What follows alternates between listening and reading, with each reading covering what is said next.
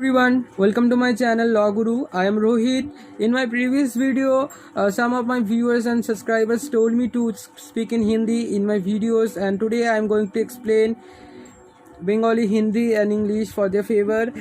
So let's start. I told the prohibitions under Mohammedan law in my previous video, and I explained the absolute prohibitions. There are four types of prohibitions in Mohammedan law. Those are absolute, relative, prohibitive, and directory prohibitions. And I told the absolute prohibition, and I explained the absolute prohibitions are divided in consanguinity, affinity, and fosterage, and I explained in my previous video.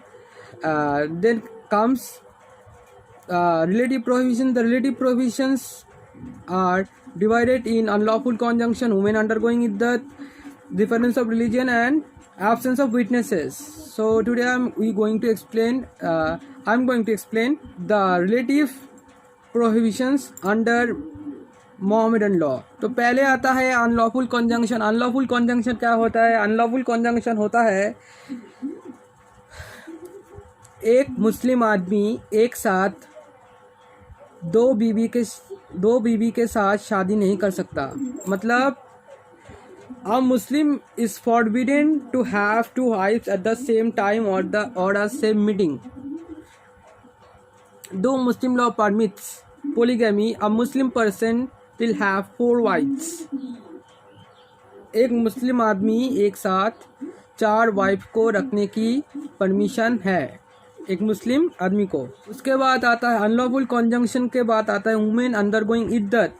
इद्दत क्या होता है? इद्दत in Mohammedan law, इद्दत is basically a time period. इद्दत is basically a time period.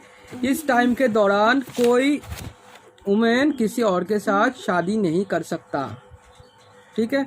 तो in Mohammedan marriage is not dissolved for all purposes immediately on death or divorce. Even after such dissolution, it continues to be effective for certain purposes during the period of iddat. Iddat means a period during which the wife must wait after the dissolution of her marriage before she can marry again. मैंने बोला एक wife इद्दत period during marry नहीं कर सकता.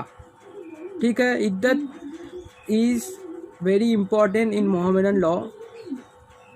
एक question आता है व्हाट इज इद्दत and what is the time period of इद्दत. द टाइम पीरियड ऑफ इद्दत is 6 lunar months. Okay. Then comes आता है डिफरेंस ऑफ रिलीजन. अच्छा, डिफरेंस ऑफ रिलीजन मतलब in the case of women according to Sunni law, Muslim female can validly marry a Mohammedan alone. If she marries a non-Muslim, the marriage is only irregular और invalid not void. मतलब क्या होता है? अगर कोई Muslim girl किसी non Muslim को शादी किए तो ये मैरिज वॉइड नहीं होगा. ये मैरिज इरेगुलर मैरिज के अंडर में होगा. ठीक है. तो ये इरेगुलर मैरिज के अंडर में होगा. इरेगुलर मैरिज मतलब होता है फसीद. ठीक है. ये वॉइड नहीं होगा. ये बतिल मैरिज के अंडर में नहीं आएगा. ये फसीद मैरिज के अंडर आएगा. फसीद is the Urdu term of irregular marriage. Then comes absence of proper witnesses. मैंने बोला था मेरे पिछली वीडियो में विटनेस मोहम्मदन लॉ में विटनेस एक इम्पॉर्टेंट है.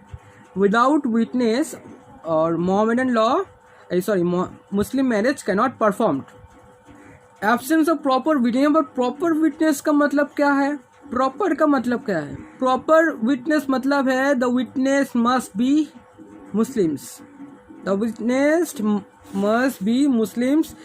The Sunni law lays down that the presence and hearing of 2 adult witnesses who are Muslim is necessary. मैंने बोला यहाँ पर मुस्लिम विटनेस को एडल्ट और मुस्लिम होना ज़रूरी है. Shia law does not require the presence of witness as necessary. Shia law में ये नेसेसरी नहीं है. मैंने पिछले वीडियो में बोला है. उसके बाद आता है प्रोहिबिटिव प्रोहिबिशंस.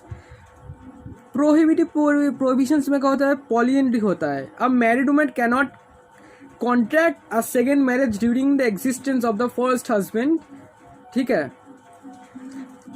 एक मुस्लिम लॉ में पोलीगैमी परमिट है, बट पोलीएंड्री परमिट नहीं है। अगर कोई वाइफ ने पोलीएंड्री किया, उसके दहेर उसको सेक्शन 494 ऑफ आईपीसी के दौरान पनिशमेंट मिलेगा। उसके बाद है Muslim women marrying a non Muslim, ठीक है। A marriage of a Muslim female with a non Muslim made whether he be a Christian और Jew is irregular in Sunni law, void under Shia law. देखिए मैंने कुछ ही मिनट अगो मैंने discuss किया था, अगर और कोई मुस्लिम किसी नॉन मुस्लिम को शादी किया तो वो इरेगुलर है, ठीक है। मतलब वो फसीद मैरिज के अंडर है, वो मैरिज वॉइड नहीं है, ठीक है। फसीद मैरिज के अंदर है, वो बातिल नहीं है, वो वॉइड नहीं है, ठीक है। और इन शिया लॉ में वो उस बातिल है। Laws are two types, Shia and Sunni in Mohammedan law. So Shia law में वो बातिल के अंडर में होता है, और सुन्नी लॉ में वो फसीद मैरिज के अंडर में होता है। फसीद मतलब इरेगुलर मैरिज एंड बातिल मतलब void marriage, okay. So next is directory prohibitions.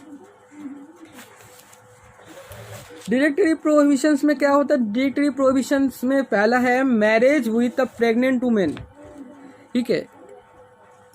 ये एक अनलॉफुल है। It is unlawful to marry a woman who is pregnant by her former husband, and if he himself has caused pregnancy before marriage, he can marry her, ठीक है। मैंने बोला था ये unlawful है, ठीक है। अगर कोई वुमेन जो अपने पिछले पति के द्वारा प्रेग्नेंट है, ठीक है, सो वो उसको मैरी कर सकता है, ठीक है। Remarriage with a divorce, where a marriage has been dissolved by the pronouncement of divorce 3 times, reunion is prohibited, ठीक है। मतलब where a marriage has been dissolved by the pronouncement of divorce 3 times, मतलब 3 times में, अगर इन 3 times में diverse commitment हो जाता है, ठीक है, तो वो रियूनियन प्रोहिबिटेड है मोहम्मदन लॉ में। क्लियर? मैरिज ड्यूरिंग पिलग्रिमेज मैंने पहले डिस्कस कर दिया।